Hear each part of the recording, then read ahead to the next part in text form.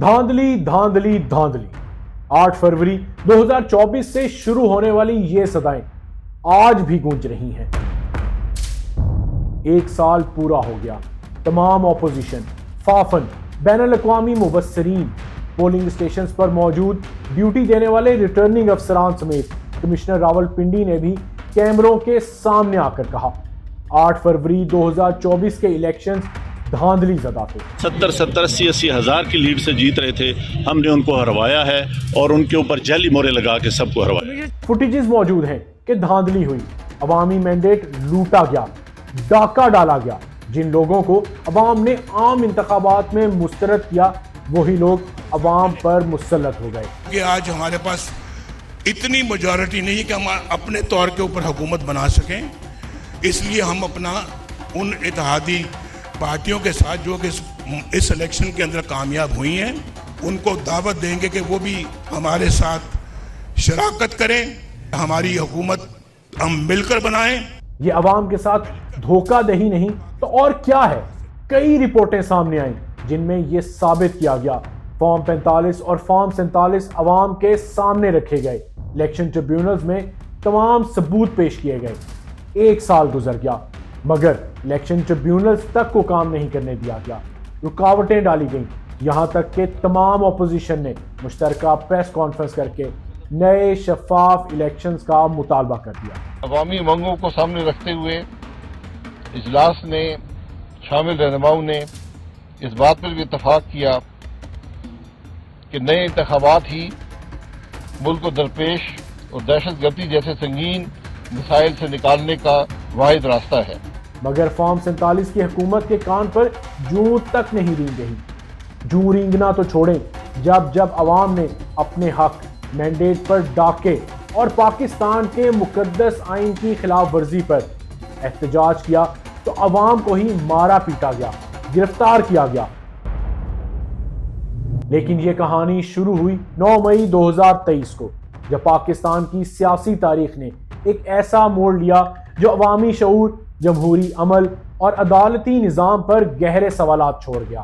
اس دن سابق وزیر اعظم عمران خان کو القادر ٹرسٹ کیس میں مبینہ کرپشن کے الزامات پر اسلام آباد ہائی کورٹ سے گرفتار کیا گیا۔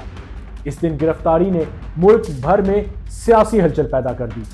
جیسے ہی عمران خان کی گرفتاری کی خبر آئی، ملک کے مختلف شہروں میں مظاہرے شروع ہو گئے۔ عوام شدید غصے میں تھی اور مایوسی کا اظہار کر رہے تھے۔ یہ احتجاج نہ صرف ایک سیاسی رہنما کی حمایت میں تھا بلکہ یہ عوام کی طرف سے ریاستی نظام کے خلاف ایک رد عمل بھی تھا۔ مظاہروں کے دوران سرکاری، عوامی مقامات اور عمارات جلاؤ گھراؤ کا نشانہ بنے۔ یہ واقعات کیسے رونما ہوئے اس کی تحقیقات ابھی تک ہونا باقی ہے۔ 9 مئی کے واقعات کے بعد حکومت نے سخت رد عمل دیتے ہوئے کریک ڈاؤن شروع کیا اور تحریک انصاف کے ہزاروں کارکنوں کو گرفتار کر لیا۔ 3100 سے زائد افراد کو قید کیا گیا۔ پارٹی کے سینئر رہنما سیاست چھوڑنے پر مجبور ہو گئے اور میڈیا پر مکمل بلیک آؤٹ کر دیا گیا۔ کئی مہینوں کی سیاسی غیر یقینی کے بعد الیکشن کمیشن آف پاکستان نے 8 فروری 2024 کو عام انتخابات کی تاریخ کا اعلان کیا۔ یہ انتخابات ایسے حالات میں ہو رہے تھے جب تحریک انصاف کے کارکنان جیلوں میں تھے، عمران خان پابند سلاسل تھے۔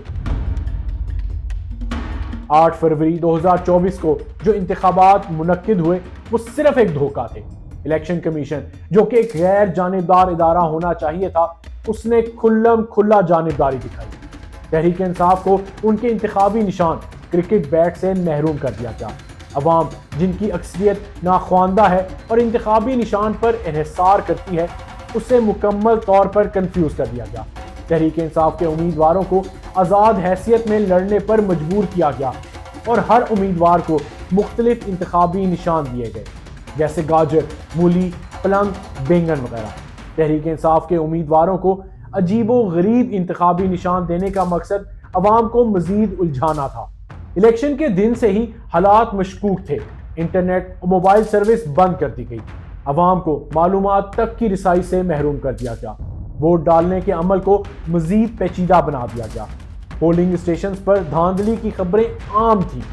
اس کے باوجود 61 ملین سے زائد ووٹرز نے اپنا حق رائے دہی استعمال کیا۔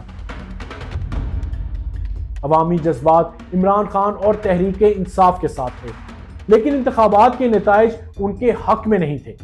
چند دنوں بعد جب نتائج سامنے آئے تو تحریک انصاف کے آزاد امیدواروں نے 93 نشستیں حاصل کی، لیکن یہ اکثریت حاصل کرنے کے لیے کافی نہیں تھی۔